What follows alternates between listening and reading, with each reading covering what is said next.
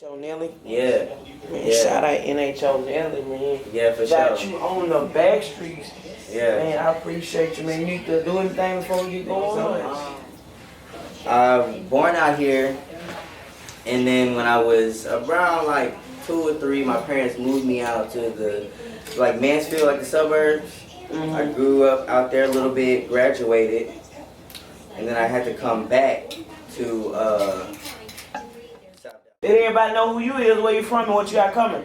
Yes, my name is Dominic. I go by the name of Nostalgia. I am a Dallas, Texas artist. Okay. Born and raised out here, 22 years young. Hey. I got a lot of good projects coming out. I got a couple albums, a few interviews, live shows, things to be looking forward to. So, Okay. fuck with your boy. Okay, for people that don't know, let the streets know, how did you get your start into music that made you say, fuck it, I'm gonna just go on, write, produce, rap, sing, just whatever you do as far as your artistry?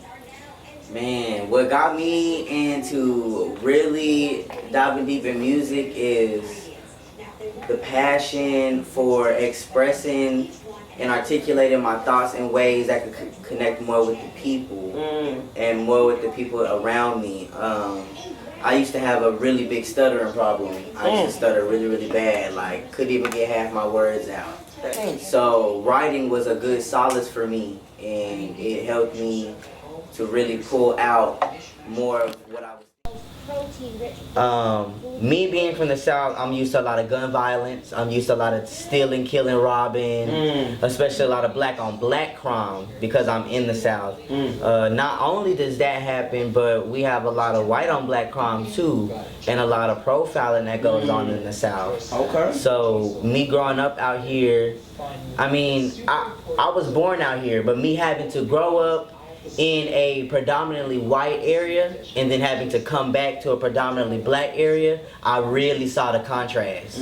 I really saw how our people were subjected to a lot of bullshit, you know what I'm saying? Yeah. So now that I'm older and I'm back in the South and I have grown out of a lot of habits like stuttering and, you know, not being able to get some of my words out, you know, I can really take my experiences and put them to something or put them on something. I feel that. Yeah. Just staying on just that whole topic, what was your whole take? I caught wind and checked some of your page out, but what was your take on the whole George Floyd situation? Wow, yeah, George Floyd. See, a lot of that has been going on for a really long time, even outside of the public eye, and that's what the crazy part is. But I'm glad you brought up George Floyd because he's a great example. Not that we need any more black people as an example for what needs to be changed, but he's a great example for a lot of the content that I put out, talking about black people being killed and going to jail or not being treated fairly and standards of that such. So his spark was very much needed. Okay. Do you think, let's just play devil's advocate, do you think, you know, everybody was out of boredom, that we got the outrage due to COVID, we was all in, or do you think people really, like, was fed up? Because we see this countless of times. Oh, both. But I'm going to really lean towards the fact that COVID came into play. Okay. Because we're the new generation. We don't go outside and pick up a newspaper. We don't call and chit chat on the phone, on the home phone no more. You know, we're all about Twitter, Instagram, social media, all of that. The phone, iPhone, Android. So when we wake up in the morning, our first thing is not to get a cup of coffee and go read the paper. Our first thing is to get a cup of coffee, roll this blunt, and get on Twitter, get on Instagram. Okay. So with us being in COVID, us having to stay in the house, not saying that everybody doing it, but like for when it really happened, we were forced to look at what they were feeding us. And we already know that social media and the media in general, they lie. It's a lie. It's a big lie. It's a big game that you step into because you don't know what source is credible. You don't know who's telling the truth, who lying, who got the real credible source, you know. So it really leans to a lot of what happened in COVID, because we had to look at that. So they shined a big light on that for whatever reason. I feel like of course there's a deeper reason to why this is going on. But yeah, for sure, had it not been COVID, I feel like it would have been another. I mean, it was already a Ferguson part 2. Come on. Because, you know, that's what started it off. That's what kicked it off. All them years ago, when Ferguson popped off in New York and everybody was getting killed and them riots and all this stuff, it's happening now. But it's not it's like my good friend gave me this analogy. It's like an airplane. When you see the airplane in the air, it's not going. It doesn't look like it's going that fast, even though it's going like 150 to 200 miles per hour. I feel it. Are you still in? Let me cut you off. Yeah. Are you still inspired by like the times that's going on right now as far as this year? And it's just been a crazy decade. New, 2020, new to the decade. Did you think it was gonna be this crazy? Yeah. Okay. Yeah, I did, because we're the generation of no boundaries, no limits, Right. We're breaking rules, we're breaking conformities, because we know that that's not how we want to live, and that's not how we want to raise our children.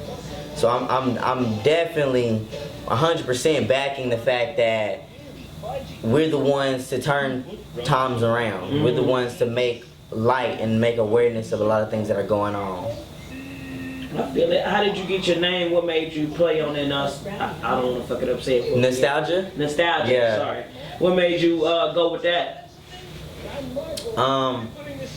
Nostalgia is a word that means living vicariously through the past or through memory.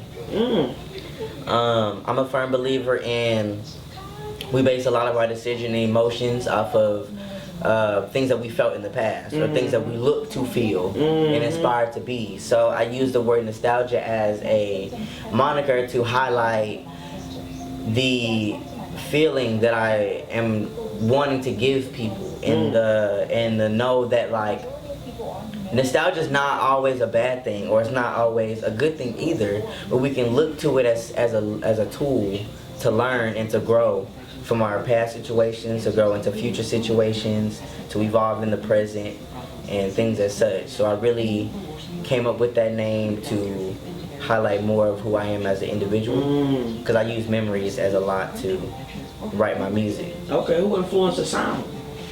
Ooh, wow. I grew up listening to people like Pac, Biggie, Kanye.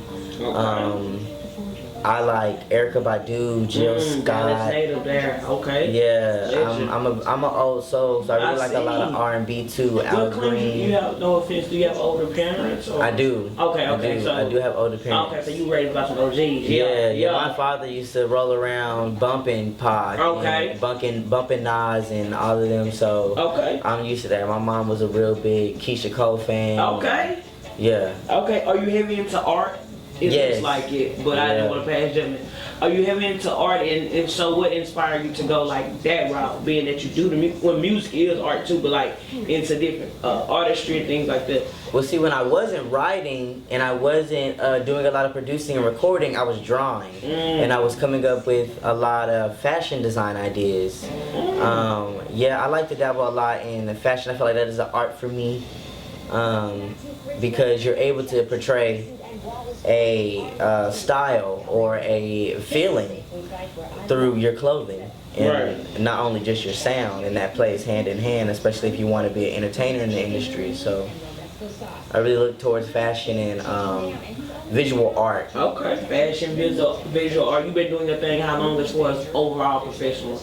Overall professionally, I would give it 8 years. But I'm gonna say 6 because I didn't get serious until my junior year of high school, and I graduated not too long ago. I'm 2017, 2018, and I'm 22 going on 23, so it hasn't been that long since I was out of high school, like 5 or 6 years. Okay. But I really took it serious then because I knew that at that point that's what I really wanted to do, no matter how much I ran from it and denied myself that music was my passion. I feel that. Drop some advice.